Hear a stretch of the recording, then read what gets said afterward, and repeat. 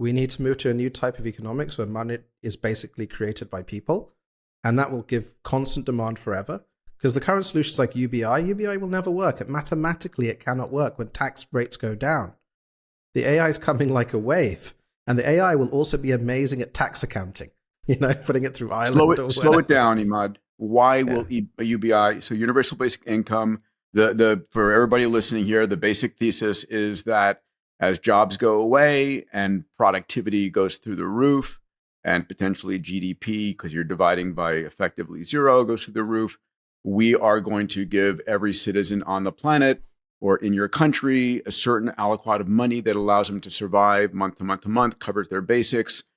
It's been tested, in 100 experiments. Salim and I have both written about this. And in these limited experiments, people don't use the money for beer and Netflix. They actually use it to improve their lives, educate themselves, start, in Africa, buy some animals, buy sewing machines, start a job.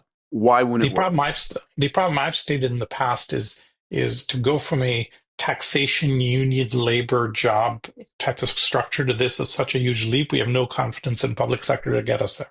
Right? Yeah. But Emad, you have a more nuanced view on the economic side of it. So talk through that. Yeah, I was like, give them money, but give them money for being human and make them mint the money. You use your artificial intelligence. So I'm going to slow this down for everybody. Make them mint the money. What does that mean? So let's rewind it a little bit, actually. Okay. What happens is this. UBI works in small cases. If you have a complete realignment, great decoupling of society, and all these agents getting smart at once and outcompeting everyone, aggregate demand goes down massively. Aggregate demand for what? People stop spending because everyone's losing their jobs. This is where you end up with the outcome of the zero marginal cost society. Tax goes down. And then these AIs, these holy AI firms, or one person at the top with 1,000 million GPUs, will never make a profit.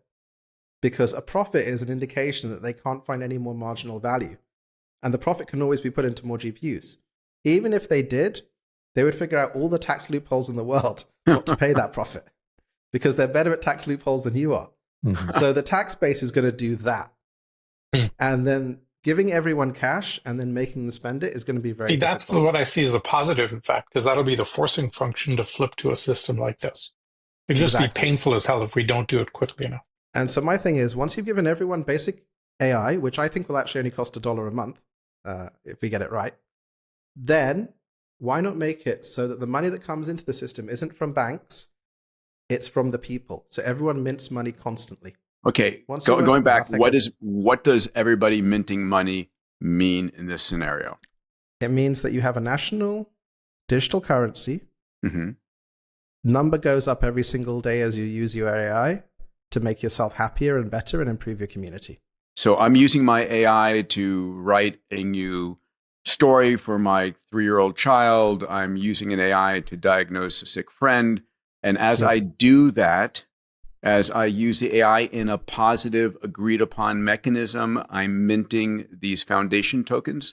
You get you mint your culture coins, as we call it, your national tokens that are pegged to the thing, just like you had gold pegs. Mm-hmm. So you've got your stable thing and then you've got your flow. Yeah. You mint your currency a certain level just for being a citizen, and then more if you do societally positive things. And so if you feed cancer data into a broader model, you get more than if you just sit at home doing nothing. Exactly. As you build up status in your community and your society, and again, there's lots of details we worked out about that part, then you should be able to benefit, and that becomes a circulating currency, because then people are like, that's an index on Mexican AI use. Mm-hmm. And so money will flow more and more into digital assets from the existing economy. It will flow more and more into generative AI assets, regardless of anything that happens. But if we get a collapse in aggregate demand, you know where capital's going to go. Capital's going to go into Gen AI and blockchain.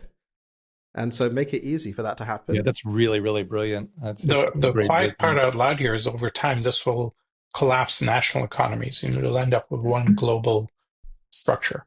Well, just to clarify, China will dominate. Very similar. The problem with UBI is, I give you money. Right now, if you make money, you have a choice to use it, on entertainment, or you can go to the casino, whatever you want to do, or you can invest it, or you can buy a sewing machine and start, turn it into debt. That's your choice. In the future, that universal right to AI is the equivalent. So now you have your AI. You can use it for your virtual girlfriend if that's what you want to do, but you can also use it to generate some benefit. You can use it to help cure cancer. That becomes the equivalent choice, and it's the only relevant choice in the post-AGI economy. Yeah. So that's the flaw in UBI and the beautiful thing about this design. That's why I've got N, a network, as a key thing. Like Wikipedia created so much value from its network effects and others. If you say, what is the meaning of life in a post-AGI world? It's living. I saw my family on the weekend. It's like my daughter's art. Actually, my daughter's art's pretty good. But most daughters' arts aren't pretty good. That created value, right? But it can't be measured by any of this. And the post-abundance society, the Star Trek world, is one of boldly going where no one has gone before. It's about exploring. It's about deepening your community values. And if you've got an AI next to you that's looking out for you, it's going to be encouraging you to do that, as well as contributing to some of these bigger problems, right? It's going to encourage you to create, because creation's about context. It's about flow. So this is why I think if we program this right, it can be a really nice, elegant structure that moves away from extractive economics that we have today. And capitalism and democracy are the worst of all systems, except for all the rest, to something better.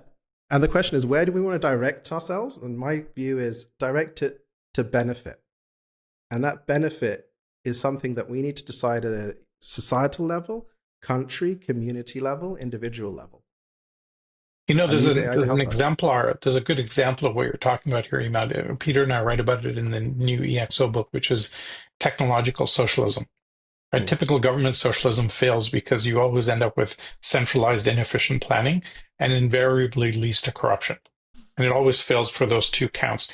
But if we kind of talk through an example like Uber, which is the sharing of assets amongst a large group of people, it's actually a socialist function. But when an algorithm hyper efficiently allocates it, you get all the benefits of the collective assets without the downside of inefficiency or graft. And so I think there's a stepping stone from something like that to what you're talking about. That's an easy thing to go down. And when you have a structure like, say, Uber, you don't need a lot of regulatory, because the system has the right inputs and outputs and feedback loops to self-manage itself. And we're seeing more and more examples of that inevitably leading. This is why I think this is going to happen one way or the other. There's too much efficiency to be gained by having a system like that than by not. But it's facing lots of forcing functions and legacy issues. If you can craft it in the way you're thinking about, you're providing a scaffolding that everybody can just ladder up in a structured way to that new model, which I think would be very powerful. Yeah, and the fact that generative AI creates this non-rival intelligence for almost nothing, the cost of skills have gone to almost nothing. Capitalism will not survive that. Yeah. Like literally, just go and ask your O3, your ChatGPT or others, based on intelligence going like that and AI achieving a level of performance that's equivalent to a human and can scale, what does that do to capitalism? Yeah. What does that do to democracy? What does that do to tech? And you'll have some very deep answers there.